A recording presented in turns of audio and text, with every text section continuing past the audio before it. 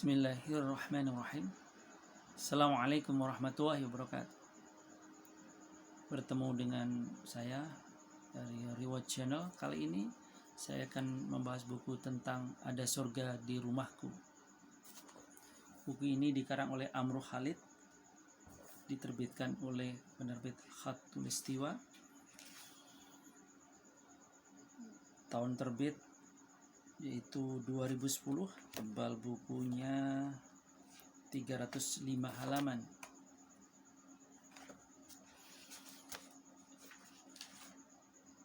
Baik, buku ini sangat penting untuk dimiliki bagi yang sudah berkeluarga maupun yang akan berkeluarga, dan bagi yang belum menjadi ilmu, bagi yang sudah bisa dipraktekkan dan sekaligus bisa mengevaluasi adakah sudah surga di rumah kita. Orang berkeluarga rasanya ingin mendapatkan kebahagiaan. Ketika di rumah ada bahagia, itulah surganya. Dan ketika tidak ada kebahagiaan di rumah tangga, di dalam rumah, berarti itulah nerakanya. Baik, dalam buku ini nanti akan kita coba baca secara cuplikan-cuplikan saja.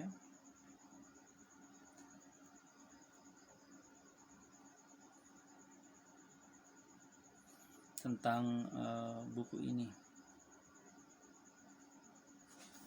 Baik, secara umum buku ini akan dibahas tentang segala hal yang berhubungan dengan rumah tangga dan keluarga.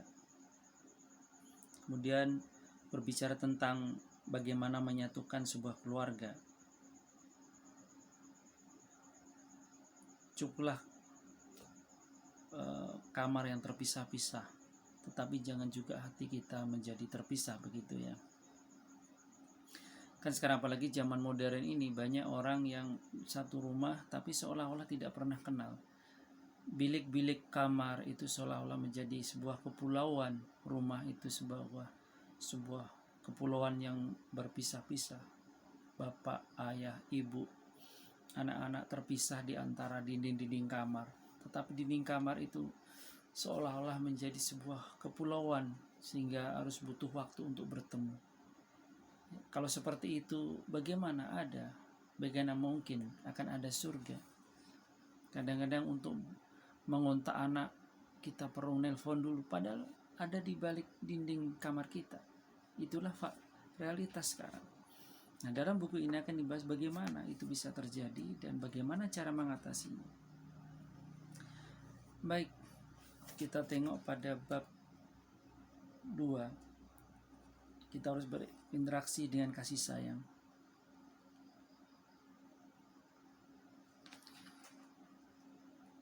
Bab pertama mengenai rasakan nilai sebuah keluarga. Karena peranan penting keluarga di sisi adalah Allah menginginkan keluarga menjadi awal dari pertumbuhan umat manusia. Allah menciptakan laki-laki dan perempuan langsung dalam jumlah yang besar. Namun Allah menginginkan agar keluarga menjadi awal dari pertumbuhan umat manusia, yakni dari tanah liat yang sama, juga dari rahim yang sama.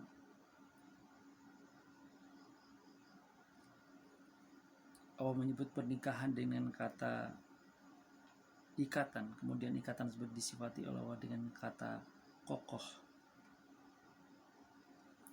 Maka ingatlah, wahai suami, tatkala tangan Anda berjabat dengan tangan wali calon istri Anda, lalu wali itu berkata kepada Anda, saya nikahkan putriku kepadamu berdasarkan ajaran kitabullah dan sunnah Rasulullah, maka saat itu Anda telah menandatangani sebuah ikatan yang kokoh.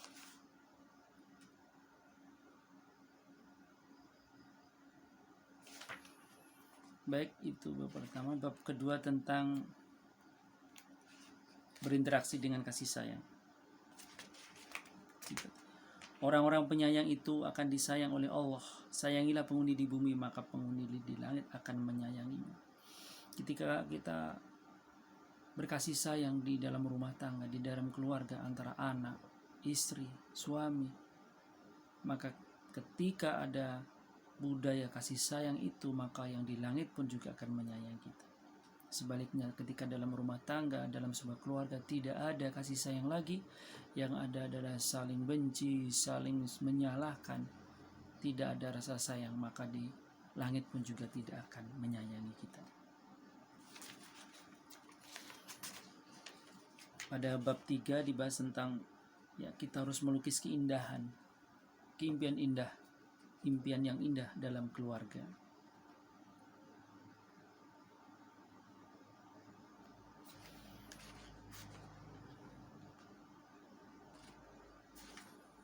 Kita lihat pada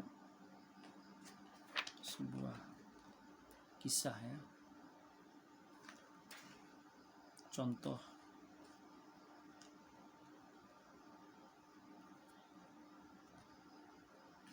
tentang sebuah impian indah untuk keluarga. Apa yang Anda impikan kemarin merupakan kenyataan hari ini. Impian hari ini adalah kenyataan untuk hari esok. Dengan impian orang tua Anda dahulu, terwujudlah Anda sekarang. Dan dengan impian Anda sekarang, maka kelak akan terwujudlah putra Anda. Saya ulangi kembali. Apa yang Anda impikan kemarin merupakan kenyataan hari ini. Impian hari ini adalah kenyataan untuk hari esok. Dan impian orang tua Anda dahulu, terwujudlah Anda sekarang. Dan dengan impian Anda sekarang, maka kelak akan terwujudlah putra Anda.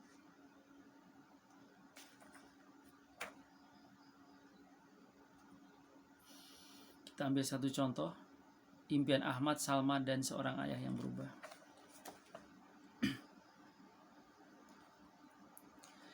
Saya bacakan. Ada seorang ayah yang super sibuk bekerja siang dan malam karena ia merasa kehidupan semakin keras. Dia mempunyai 2 orang anak, Ahmad dan Salma, yang masing-masing baru berumur 5 dan 6 tahun. Karena kesibukannya itu, ia semakin jauh dengan kedua anaknya. Ia memang tidak kurang dalam memberi materi kepada anak-anaknya.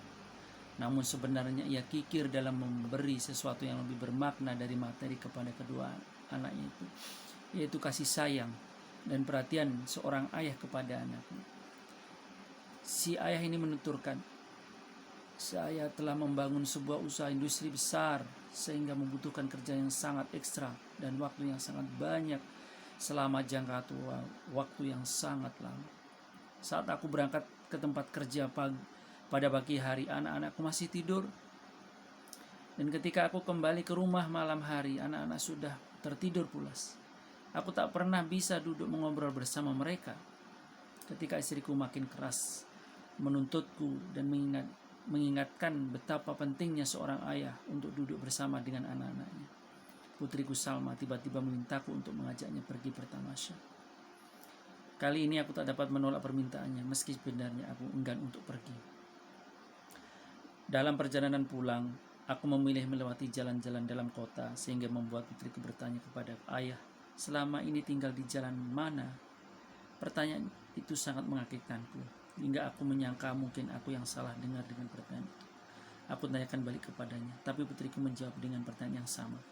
Aku terheran, karena aku tidak punya istri lain sehingga putriku ini layak memberi pertanyaan seperti itu kepadaku. Aku kemudian berkata kepadanya, apa yang kamu maksudkan dengan pertanyaan itu, wahai putriku sayang? Putriku menjawab, selama ini ayah tinggal di mana? Kok tidak pernah ketemu kami? Aku pun langsung tersadar dan tidak mampu memberi jawaban yang memuaskan kepadanya. Padahal selama ini aku tinggal bersama mereka dalam satu rumah. Kata-kata putriku itu telah membuat hatiku luluh dan terus membayangi pikiranku selama berhari-hari. Sampai pada suatu hari putraku yang bernama Ahmad datang menghampiriku saat aku sedang sibuk mencari kertas yang di dalamnya tercatat daftar nama-nama orang yang harus saya temui hari ini. Putraku bertanya kepadaku tentang apa yang sedang kucari, dan aku menjawab apa adanya. Lantas putraku itu spontan bertanya, apakah namaku ada dalam daftar tersebut, ayah? Si ayah kemudian melanjutkan kisahnya. Kata-kata putraku itu berdampak besar padaku hingga aku berubah drastis. Aku pun memutuskan untuk menjadikan anak-anakku sebagai prioritas dalam hidupku. Aku baru sadar bahwa ternyata kebutuhan mereka akan harta benda tidak sebanding dengan kebutuhan mereka akan waktu dan kasih sayang seorang ayah. Aku kemudian mulai mengubah caraku dengan memberikan sebagian waktuku untuk mereka, sehingga ketika musim liburan tiba, aku mengajak mereka pergi bertamasya ke sungai Nil. Aku putuskan bahwa hari libur adalah hariku yang terbebas penuh dari segala macam urusan kantor. Kami makan bersama, saling bersenda gurau. Aku kemudian melihat setetes air mata di mata putriku, seakan ia berkata kepadaku, "Terima kasih ayah." Pada musim panas lalu, aku mengajak anak-anakku untuk pergi liburan. Aku menyewa sebuah pesawat kecil agar bisa melihat pemandangan dari atas udara selama sekitar 1,5 jam. Namun sayang, cuaca saat itu tidak bersahabat sehingga kami tidak jadi terbang. Aku melihat ada perasaan heran di wajah istriku atas apa yang aku lakukan untuk keluargaku sekarang. Bagaimana aku sampai bisa punya waktu menemui mereka padahal sebelumnya tidak. Waktu seperti ini sebenarnya dapat kita dapatkan bila memang ada keinginan dalam hati kita untuk membuat keluarga kita bahagia. Di hari itu pula aku dapat merasakan betapa bahagianya diriku ini. Itulah kesadaran seorang ayah ketika bekerja begitu sangat keras untuk keluarganya. Semua materi terpenuhi, kebutuhan terpenuhi, tapi ada satu yang hilang dari keluarga mereka, yaitu kasih sayang. Seorang ayah yang sangat sibuk walaupun sangat perhatian kepadanya, tapi ada satu yang ia lupakan, yaitu kasih sayang. Maka saudaraku, mumpung masih bisa bertemu dengan anak-anak putra putrimu, maka saatnya kasih sayang sering bertemu itu sangat penting bagi anak-anak saudaraku, bagi anak-anak kita semuanya. Ternyata kasih sayang itulah kebahagiaan yang tak ternilai bagi putra-putri kita. Mudah-mudahan bermanfaat untuk cerita-cerita yang sangat mengharu biru tentang bagaimana mewujudkan surga di rumah tangga. Bisa dibaca di buku ini, Surga di Rumahku. Ada surga di rumahku, maka wujudkanlah surga di rumah saudara-saudaraku sekalian. Bisa dilihat lebih banyak lagi di buku ini, bisa dibaca di buku perpustakaan ataupun di toko buku. Kalau tidak ada, mungkin bisa menghubungi penerbitnya, yaitu penerbit Khatulistiwa. Banyak maaf. Assalamualaikum warahmatullahi wabarakatuh.